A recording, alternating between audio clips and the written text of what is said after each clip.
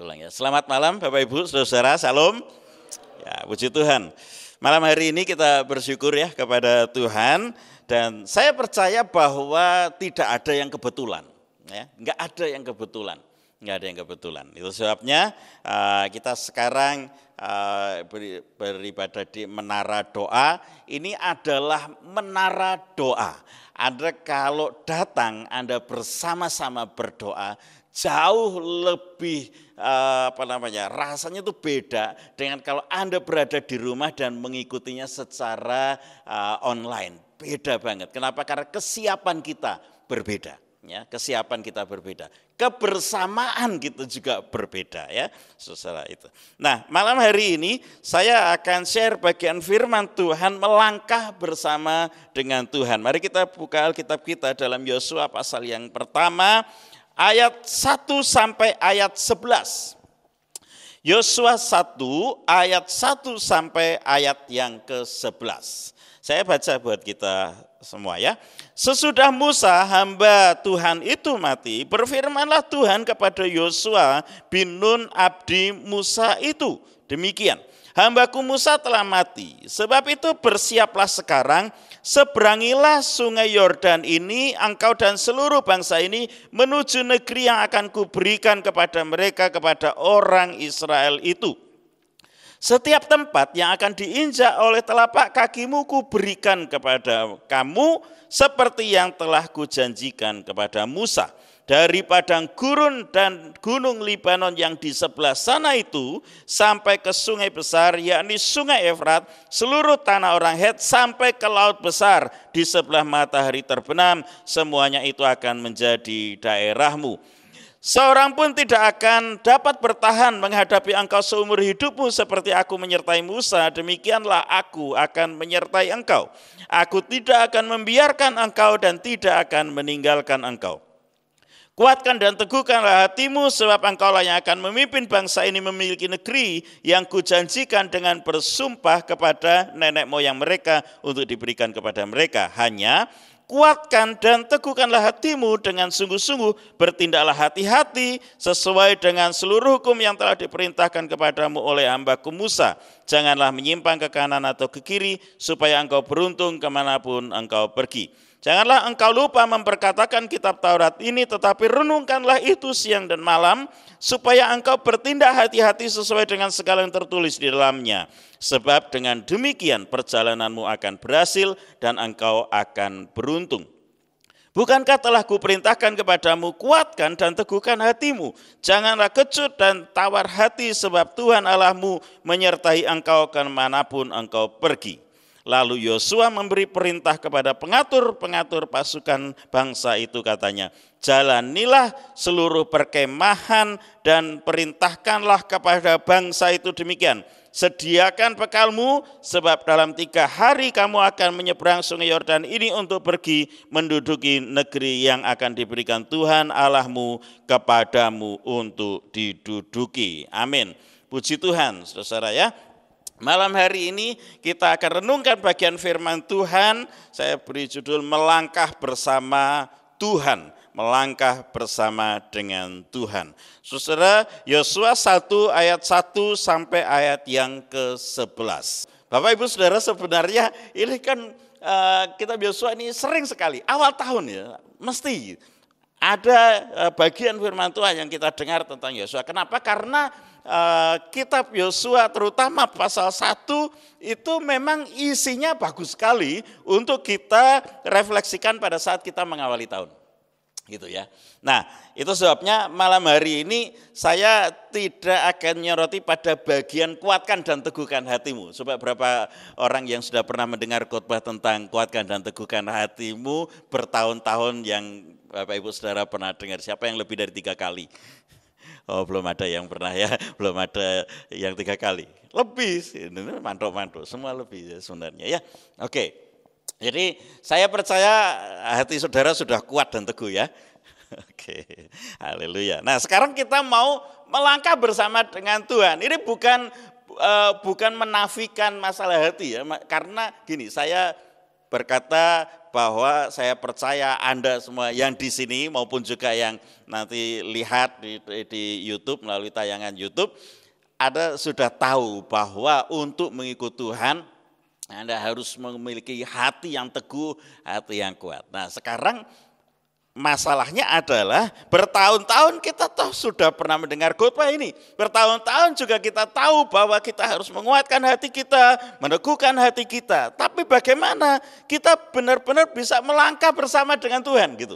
Bagaimana? Kenapa? Karena gini, setiap awal tahun kita buat resolusi, goal setting, apalah gitu ya kita rancang. Nah, kemudian bulan Januari semangat, bulan Februari sudah mulai melihat ada tantangan, bulan Maret sudah sibuk dengan persiapan Paskah, April, Mei, Juni, sudah setengah tahun kita tiba-tiba tahu bahwa rancangan yang kita buat itu belum mulai terrealisasi, belum kelihatan apa yang terjadi. Dan kemudian sampai Desember sudah Natal, akhirnya Januari lagi dan kita membuat resolusi. Dan resolusi terakhir akhirnya yang kita buat adalah begini.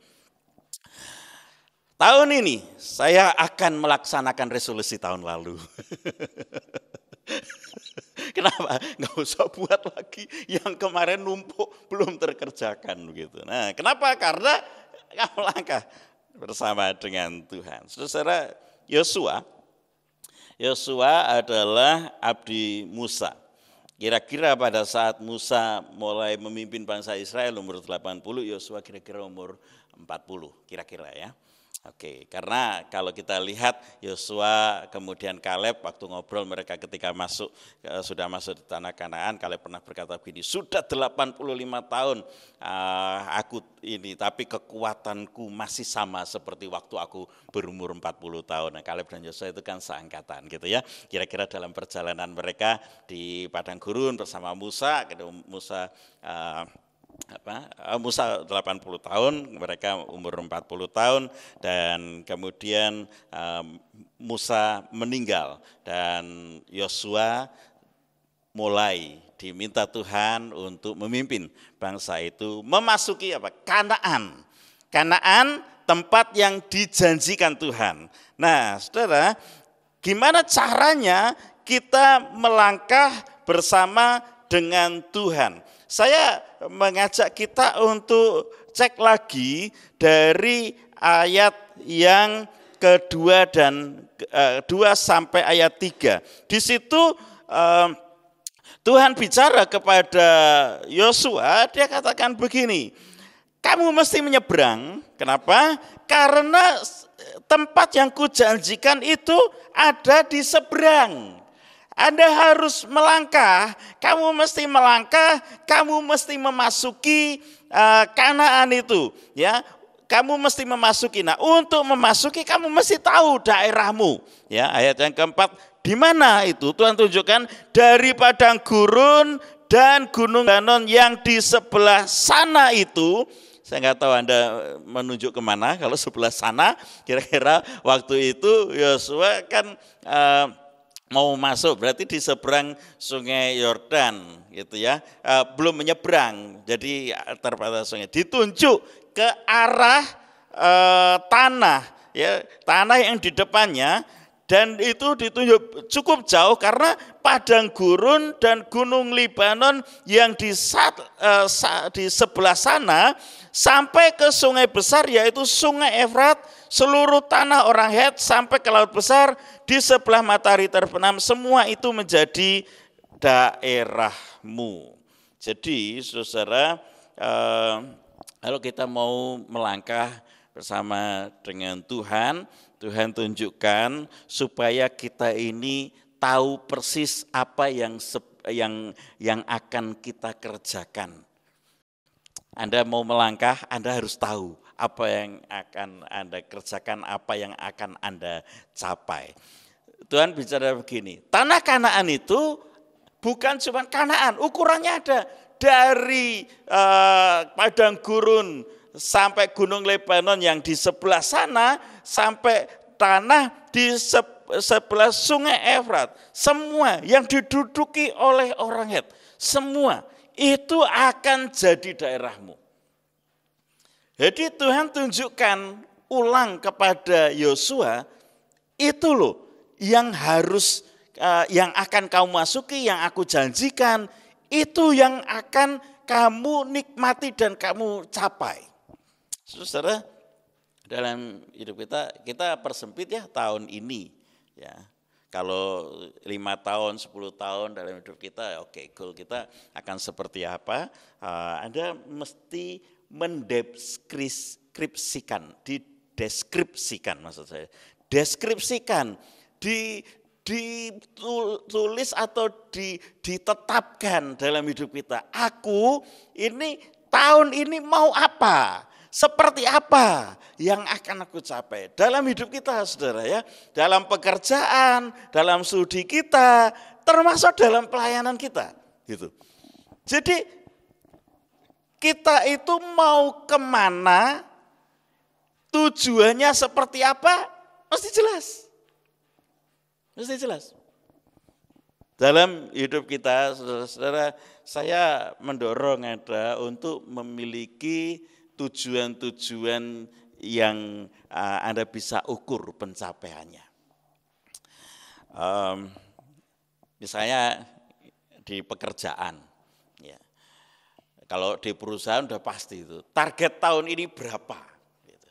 Ya, kalau dalam pekerjaan artinya target yang ditetapkan itu buat saya berapa, maka saya harus gambarkan itu, saya harus tahu itu supaya saya bisa mencapai ke sana. Dalam pelayanan, kalau pelayanan youth misalnya, tahun ini mau seperti apa youth-nya, ya kan? Kita ini sebenarnya dapat bonus demografi tahunan, ya toh? Maka ada HCP, Homecoming Party 30-40. Apa targetnya kita membuat HCP? Supaya mereka coming and feel home di sini. 30-40 berapa yang feel home di sini? Kita masih bisa capai, kenapa? Karena itu baru awal, ini baru setengah jalan kan, ya, baru setengah jalan, masih bisa. Kalau kita merancang seperti itu. Di pelayanan pujian, kita mau seperti apa tahun ini? Kalau kita tidak bisa deskripsikan gimana? Ya akhirnya kita jalani saja, jalani sesuai dengan tugas yang diberikan. Apakah akan sampai ke tujuan yang diharapkan? Ya harus dibahas lagi tujuannya apa. Jadi kita menggambarkan apa yang mau kita tuju. Itu kalau mau melangkah, realnya mesti begitu. Dalam saya rasa dalam bisnis, dalam pekerjaan, dalam komunikasi juga begitu. Bagaimana kita bisa meningkatkan komunikasi atau kedekatan kita dengan pasangan gitu. Udah 20 tahun, 25 tahun apa ya udah jalan, saling tahu, pengertian. Ya coba tanya pasanganmu, apakah engkau dianggap cukup mengerti dia? Saya rasa saya harus tingkatkan supaya istri saya merasa saya lebih pengertian, ya kan? Istri juga begitu sih ya, lebih pengertian lah sama suami gitu ya. Gitu. Dalam komunikasi dengan teman-teman, apakah kita tingkatkan atau udah buat apa dipikir gitu ya? Oke. Jadi gitu saudara. Kalau kita mau melangkah, Tuhan tunjukkan ini daerahmu, ini yang akan kamu tuju. Kita mesti tahu tuh, ini yang harusnya kita mau capai bersama-sama. Nah itu perlu. Saya rasa di sini pelayanan yang paling kelihatan kan memang pelayanan tata ibadah ya. Pelayanan diakonianya udah ada yang handle, pelayanan kematian untung gak banyak yang meninggal itu. Pelayanan misi ya, oke lah ntar kita doa dulu. Oke. Tapi pelayanan tata ibadah, pelayanan ibadah weekly itu terus gitu. Kita mau seperti apa? Kita mau tingkatkan seperti apa? Mesti dibicarakan. Ya teman-teman, dalam hidup kita juga begitu ya. Anda harus set goal Anda, rancang tahun ini seperti apa. Saudara, itu yang pertama. Yang kedua, kita belajar bahwa kita itu perlu percaya pada penyertaan Tuhan. Ya. Yosua ini kan gini ya, terhadap dirinya dia minder karena dia merasa Musa itu enggak ada bandingannya. Kalau saya pimpin bangsa ini, memangnya mereka mau? Kalau aku kan enggak sekeren Musa. Apa yang Anda tahu tentang Yosua di sepanjang perjalanan padang gurun? Ayo, siapa yang bisa tunjukkan kepada saya apa yang dikerjakan Yosua sepanjang perjalanan padang gurun selain kemenangan melawan Amalek? Ada? Apakah Yosua orang yang keren di hadapan bangsa Israel? Setelah kemenangan melawan Amalek, maka satu-satunya peristiwa yang muncul adalah Yosua dan Kaleb mau dilempari batu sama bangsa itu. Sekarang Musa meninggal. Menurut saya ya Tuhan bilang kuatkan teguhkan hatimu. Ini kalau orang Jawa Tuhan kuat ya nang. Memang bangsa Israel memang ngono ku yo gitu.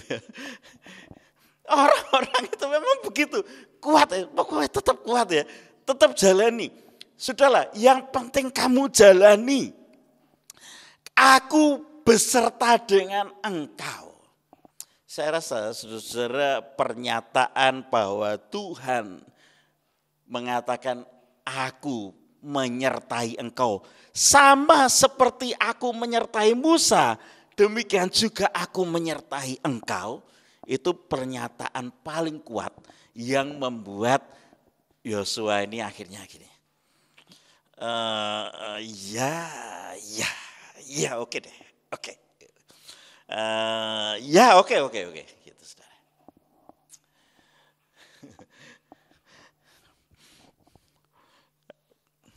Saya ya tahu ya dalam hidup kita itu kadang-kadang kita itu ngerasa begini, ini pengalaman pribadi saya harap tidak terjadi pada saudara. Tapi kalau sama ya sudahlah gitu berarti umum ya. Jadi gini, kita ini percaya Tuhan itu maha hadir, oke?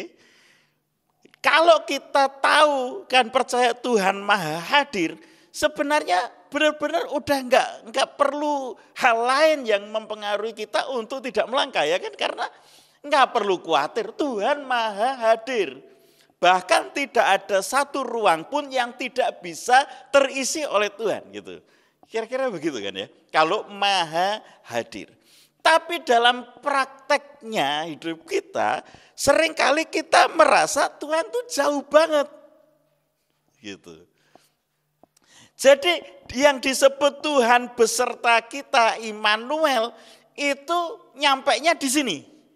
Belum nyampe di sini. Saya nggak tahu apakah hidup kita itu dikendalikan oleh jantung. Penelitian sains mengatakan perasaan itu dikendalikan oleh otak juga.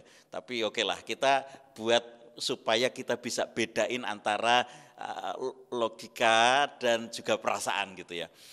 Kalau kita di pikiran kita gitu ya, di otak bagian yang memproses pikiran kita, logika kita sudah tahu Allah itu maha hadir, Immanuel beserta dengan kita. Tapi pada prakteknya, pada saat kita menghadapi kenyataan-kenyataan dalam hidup kita, kita itu kadang merasa kemahahadirannya itu tidak hadir dalam hidup kita gitu. Maka muncul khawatir, lemah iman, kalau Yosua itu minder, tidak berani melangkah, atau ya memilih, oke lah, ya biasa aja deh gitu ya, seperti itu. Saudara, kalau Anda mau melangkah bersama dengan Tuhan, percayalah penyertaan Tuhan dalam hidup Anda dalam setiap situasi. Oke. Saya tadi rencanakan 15 menit karena ini menara doa, bukan PA ya kan. Oke, tambahin 5 menit sedikit lagi ya. Yang ketiga, saudara, adalah peka dan taat pada kehendak Tuhan. Nah, saudara, Tuhan berkata kepada Yosua begini ya, kuatkan teguhkan hatimu, bertindaklah hati-hati sesuai dengan peraturan dan perintah yang sudah kuberikan kepadamu melalui Musa, gitu ya. Kemudian renungkan itu ya, ayat yang berapa ya? Ayat yang 7, kuatkan dan teguhkan hatimu dengan sungguh-sungguh, bertindaklah hati-hati sesuai dengan seluruh hukum yang telah diperintahkan kepadamu oleh hambaku Musa. Jangan menyimpang ke kanan, ke kiri, kemanapun engkau pergi ya, supaya engkau beruntung gitu. Lalu ayat 8, jangan engkau lupa katakan kitab Taurat ini, renungkan itu siang dan malam, supaya engkau itu bertindaknya itu hati-hati gitu. Nah, saudara, firman kan kita tahu nih, sekarang bukan cuma Taurat tapi Alkitab gitu ya, Perjanjian Lama dan Perjanjian Baru. Zaman itu Yosua cuma punya Taurat, itu baru didapat waktu zaman Musa. Zaman sebelum Musa malah mereka tidak memiliki kitab ya kan, gitu ya, tidak memiliki, mereka dari lisan turun temurun begitu. Nah, saudara, pada saat kita punya firman ini, apakah kita mau taat kepada prinsip-prinsip kebenaran firman? Itu pernah saya ngobrol dengan teman-teman di Polines, saya setiap Jumat kumpul sama mereka gitu ya. Mereka bertanya, Pak, apa artinya kita taat kepada firman? Apakah seluruh tulisan dalam firman ini harus kita ikuti? Wait, sebentar. Bukan tulisan seluruhnya, tapi prinsip kebenarannya, karena Alkitab ini tidak turun dari langit. Alkitab ini adalah kisah orang-orang yang percaya kepada Tuhan dan beriman kepada Tuhan, lalu mereka juga menuliskan menurut inspirasi yang Tuhan beri, ya, diinspirasikan, diilhamkan oleh Allah untuk situasi tertentu dalam hidup mereka masing-masing. Dalam situasi tertentu dalam hidup mereka masing-masing itu mereka taat kepada tuntunan itu, dan kemudian ketaatan mereka kepada tuntunan itu ditulis, dan tulisannya itu yang sekarang kita belajar. Kita belajar begini, bahwa ketika seseorang taat kepada kehendak Tuhan, peka mengikuti kehendak Tuhan, Tuhan beserta dengan mereka, Tuhan memberi kemenangan kepada mereka. Kita belajar bahwa pada saat kita taat, kita peka, kita taat kepada apa yang Tuhan mau dalam hidup kita, kehendaknya dalam hidup kita, maka sama seperti Tuhan memberkati orang-orang pada masa firman ini ditulis, Tuhan juga akan memberkati kita. Ketika kita belajar dari iman orang-orang di dalam Alkitab, tokoh-tokoh Alkitab, maka kita yang memiliki iman yang sama seperti mereka yang percaya kepada Tuhan, juga kita memiliki buah dari iman dan penggenapan janji Tuhan. Tapi itu prinsip.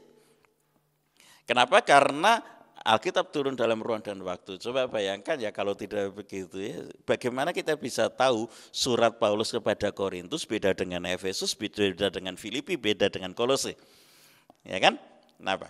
Ya karena situasi tertentu dalam hidup mereka, dalam jemaat itu berbeda-beda. Dan situasi tertentu dalam hidup saudara, dalam hidup kita berbeda-beda. Prinsip kebenaran firman yang mana, yang seperti apa yang harus kita ikuti. Nah, saudara, dalam keadaan dan situasi yang kita hadapi, mari kita belajar peka bahwa Tuhan itu berbicara kepada kita melalui prinsip kebenaran firman dalam hidup kita. Tuhan bicara kepada Yosua begini, jangan menyimpang ke kanan atau ke kiri. Bertindaklah hati-hati sesuai dengan apa yang sudah diperintahkan Tuhan melalui hambanya Musa. Saudara, mari kita peka ya kepada pimpinan Tuhan dalam hidup kita. 3 ini menurut saya lah yang menolong Yosua akhirnya. Ya, akhirnya Yosua berani melangkah. Tadi sebenarnya saya mau rencana sampai ayat yang ke-9, tapi kemudian saya masukkan ayat 10 dan 11 karena apa? Karena disitulah Yosua melangkah. Dia kemudian ya, lalu Yosua memberi perintah. Ya, ayat 11, jalani seluruh perkemahan, perintahkan kepada bangsa itu demikian. Sediakan bekal karena 3 hari lagi kita akan memasuki tanah Kanaan ya. Dari yang ragu, dari yang hatinya masih maju mundur ya tidak untuk memimpin bangsa itu, akhirnya Yosua kemudian mengambil langkah untuk memimpin bangsa itu. Saya lupa satu quote yang bagus tapi kira-kira isinya begini. Mustahil kita mendapatkan hasil yang berbeda jika kita hanya melakukan hal yang sama berkali-kali. Ini bukan masalah kesetiaan dan ketekunan ya. Berdoa itu hal yang sama. Ya, tapi cara doa kita kalau sama terus ya kita mengharapkan hasil yang berbeda ya mustahil ya. Kita mengharapkan tahun ini sukses besar, tapi kita tidur-tiduran saja. Saya bilang sama istri saya mulai sekarang saya mau ngantor lagi, bukan di Surabaya. Saya ngantor lagi di Jangkrik, walaupun cuma 2 jam. Ya, pokoknya pagi kalau nggak ada kerjaan yang harus saya kerjakan segera, kalau segera saya harus langsung buka laptop. Kalau pagi jam 8 kan sudah absen untuk kerja ya, mengerjakan banyak hal dalam pelayanan gitu. Tapi saya ke Sanggung tempat pelayanan saya. Saya ingin hasil yang berbeda. Saya nggak mungkin melakukan hal yang sama dengan tahun lalu. Saya bersyukur ya kita berani membuat sesuatu yang berbeda. Hari ini jumlah yang hadir jauh lebih banyak. Ini menurut saya adalah keputusan yang baik. Ya, membuat sesuatu yang berbeda, melangkah, mengambil satu langkah iman untuk mengajak lebih banyak orang lagi berdoa. Sudah nggak ada alasannya itu. Maaf ya saya nggak datang, katanya mau dibawa, ini sudah yang dibawa, datang ya gitu, gak ada alasan lagi. Haleluya. Saudara, itu hal kecil dalam hidup kita juga gitu. Anda ingin mendapatkan hasil yang berbeda yang jauh lebih baik, lakukan hal yang berbeda, berubah. Kalau kita nggak berubah, masa kita mengharapkan hasil yang berubah? Kita berubah ya. Dalam penyembahan kita bersama berubah ya. Ini menara doa. Lebih banyak menyembah dan berdoa. Saya sudah lebih 10 menit dari apa yang saya rencanakan. Habis ini besok lagi kita coba ya. Nah, kemarin Pak Henok bilang gini. Orang itu mendengarkan firman maksimal 20 menit, bagus. Pak 20 menit baru pendahuluan kita om. Gitu. Iya, tapi kita belajar mempersingkat dengan poin-poin yang tetap jelas.